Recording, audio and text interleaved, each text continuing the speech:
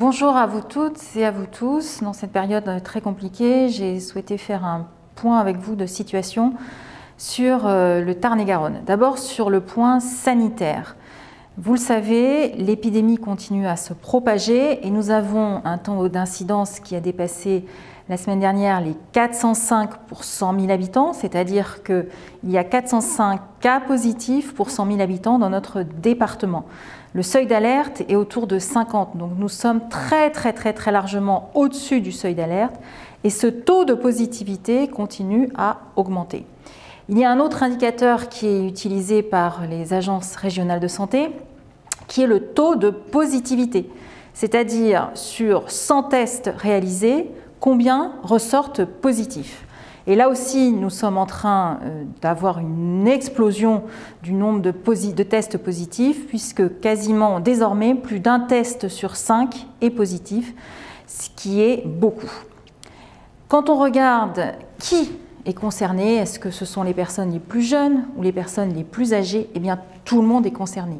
Et ce qui est très inquiétant, c'est que le taux d'incidence chez les personnes qui sont les plus âgées a triplé en l'espace de 3 semaines.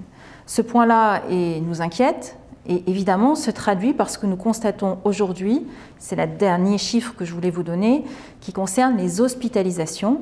En Tarn-et-Garonne, nous avons désormais 107 personnes qui sont hospitalisées, dont 19 en réanimation. Et nous déplorons malheureusement chaque jour un décès lié au coronavirus. Donc la situation sanitaire est à mes yeux très préoccupante. Et elle continue et elle ne s'est pas améliorée.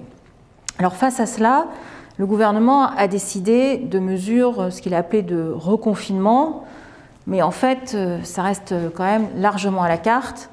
Et je trouve pour ma part, vous le savez, que les annonces qui ont été faites ne sont pas suffisamment claires. Je voudrais revenir sur l'épisode du week-end dernier vis-à-vis des commerçants. Mon groupe, le groupe des députés socialistes et apparentés, a dès le week-end dernier alerté le gouvernement en disant qu'il ne peut pas y avoir des choix à la carte ou en tout cas 2 poids 2 mesures vis-à-vis de nos concitoyens.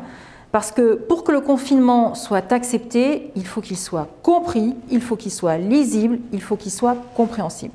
Aujourd'hui, je considère qu'on n'en est pas là.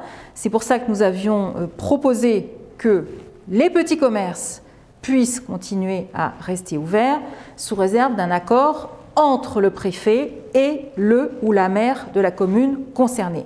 Le gouvernement veut un binôme maire-préfet. Eh bien, il me semble qu'il est important qu'il puisse aussi y avoir des décisions qui soient prises localement. Nous avons, mercredi dernier, perdu cette bataille à l'Assemblée nationale, puisqu'il y a eu, grosso modo, 113 voix en faveur de cette proposition, et la majorité a fait nombre, et il y a eu 285 voix contre cette proposition. Donc à ce stade, elle n'est pas mise en œuvre.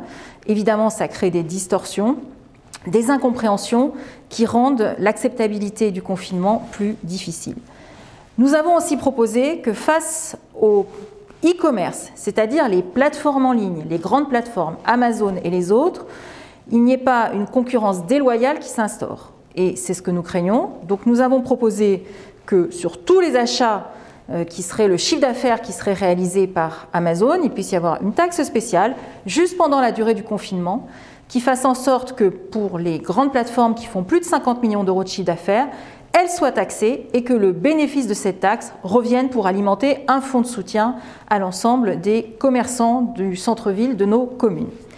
Enfin, je profite de ce petit message pour vous parler des mesures que le gouvernement a annoncées de soutien à toutes celles et tous ceux qui sont obligés d'arrêter leur activité, soit parce qu'il y a une fermeture administrative, soit parce qu'il y a une baisse de chiffre d'affaires qui en découle.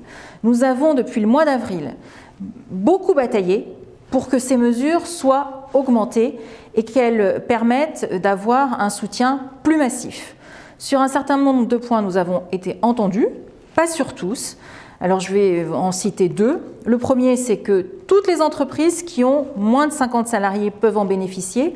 Au départ, au mois d'avril, c'était 10 salariés puis 20 salariés. Donc ce qui permet de couvrir un champ plus large.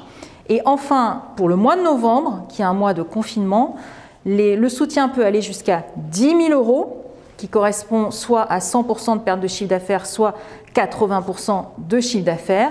N'hésitez pas à le demander, n'hésitez pas à contacter mon équipe au 05 63 20 07 62. Nous essaierons de répondre à vos questions. Il faut que si vous êtes concerné par une baisse importante de chiffre d'affaires, vous êtes dans une entreprise de moins de 50 salariés, vous puissiez en bénéficier.